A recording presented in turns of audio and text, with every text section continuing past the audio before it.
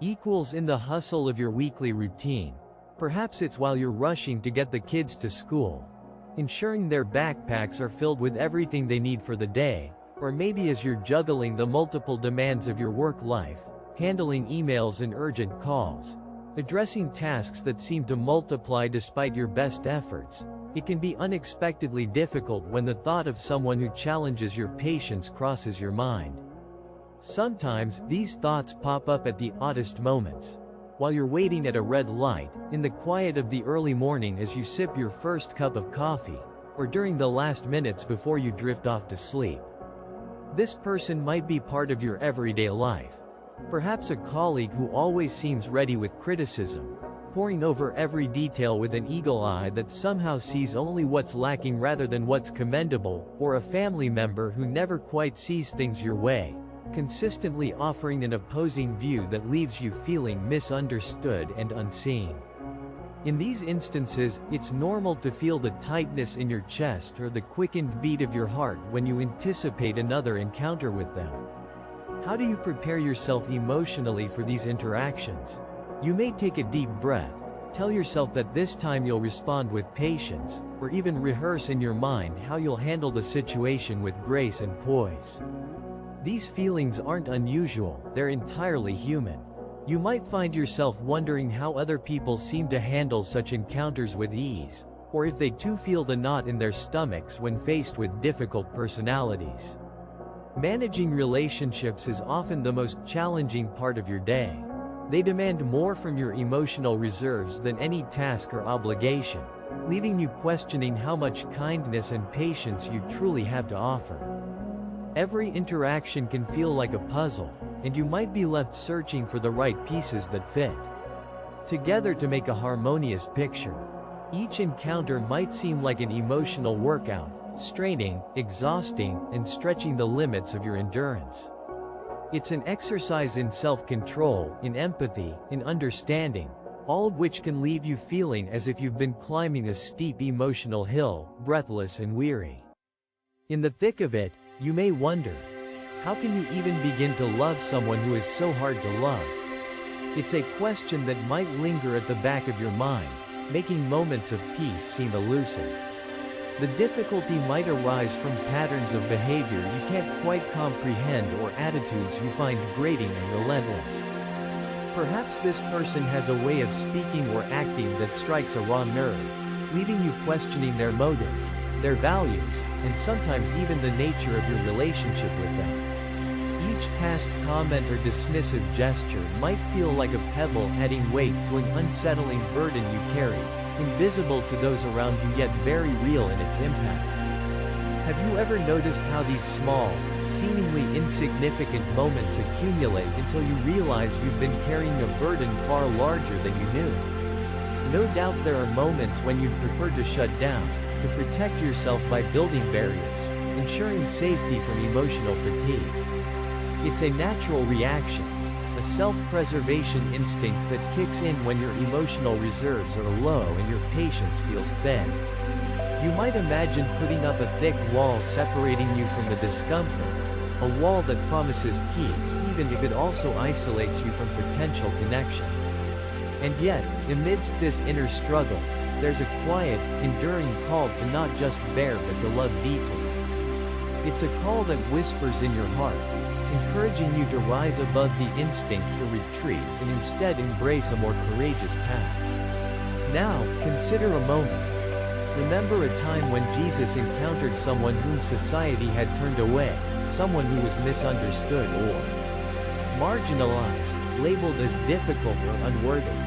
He engaged them, offering not judgment or frustration, but compassion and understanding. He did not turn away from their humanity. He saw beyond the surface into their hearts. When Jesus met Zacchaeus, a tax collector reviled by many for his actions and affiliations, he invited him down from the tree, meeting Zacchaeus at his place of curiosity and openness, and shared a meal with him. Jesus saw not just what Zacchaeus had been, but who he could become. This openness, warmth, and invitation to belong can be mirrored in the way you choose to respond to those who challenge you most. Imagine what it would be like to see past the immediate frustrations and glimpse the possible transformations that love and acceptance can bring. It doesn't mean you have to become best friends or subject yourself to toxic behavior, but there's a call to see their humanity, to see beyond the immediate interaction. Loving doesn't always mean agreeing. Sometimes it means holding compassion and firm boundaries simultaneously. Sometimes loving the hard to love involves setting gentle boundaries while still holding space for respect and kindness. It's about recognizing that while you may not control someone else's actions, your response can be one of grace. Such boundaries enable you to demonstrate empathy without accountability to endure mistreatment. You aren't tasked with changing them but are invited to be an agent of love and kindness, even in small, simple ways. Picture another situation. Maybe a customer at your workplace who never seems satisfied regardless of what you do. Despite your efforts and your team's dedication, their responses are laden with critique or dissatisfaction. The frustration it brings can accumulate, making you dread the next encounter. It's a tension you feel even before words are exchanged, a knot of anticipation sitting heavily in your stomach. But what could change if you saw them with fresh eyes? What if their dissatisfaction isn't with you or your colleagues, but a reflection of their struggles or unmet needs, a manifestation of their own battles unknown to you? Sometimes, a simple, sincere acknowledgement of their effort or concern, a genuine, "I hear you and I'm here to help," can diffuse tension and open pathways to more meaningful connection. It's a reminder that every interaction offers a chance for understanding, a moment to change the narrative from discord to dialogue. And then there's the family gathering where someone's habitual comments always strike a nerve, whether it's an offhand remark about your choices, your appearance, or something deeply important to you. You can prepare by breathing deeply, grounding yourself in patience, and reminding yourself they too are on their own journey.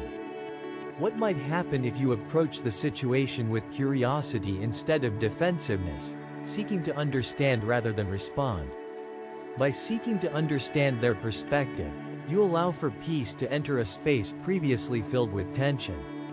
This doesn't mean condoning hurtful behavior, but choosing to anchor your reactions in love rather than in anger. Understanding doesn't always come naturally, especially in moments charged with emotion, but remember, you're not making this journey alone. Jesus' quiet presence is by your side, lifting the burdens when they become too heavy for you to carry alone. In moments of doubt, when your strength seems insufficient, He offers strength when your reserves are depleted, and guidance when you feel lost amidst relational complexities. Have you reached out to Him in those moments, inviting His love to soften your heart and His wisdom to guide your actions? Loving someone who seems unlovable involves quiet, determined acts of gentleness, choosing not to react with judgment when provoked, and remembering that grace is not reserved only for those who appear deserving. Grace, after all, was not contingent upon your perfection, and it isn't contingent upon theirs either. Sometimes it's in these small transformations, altering a tight smile into genuine warmth, or changing defensive words into careful listening, that you embody the very essence of love that Jesus teaches. It's in these quiet acts of devotion that you find the strength to love beyond the immediate, to see the broader horizon of what love can accomplish. Next time you feel the familiar strain in your interactions with others, pause for a moment, invite Jesus into the silence, and let His love transform the way you perceive and respond. It's an invitation to find peace in the midst of discomfort, to engage with courage rather than retreat in fear. How might you allow Jesus' presence to help you love more fully today? What small step can you take toward opening your heart even wider? If you find these reflections helpful on your journey, you're welcome to join this community of seekers, to explore, learn, and grow in love together. Jesus invites you to walk with Him, to embrace each moment as an opportunity for grace to flourish.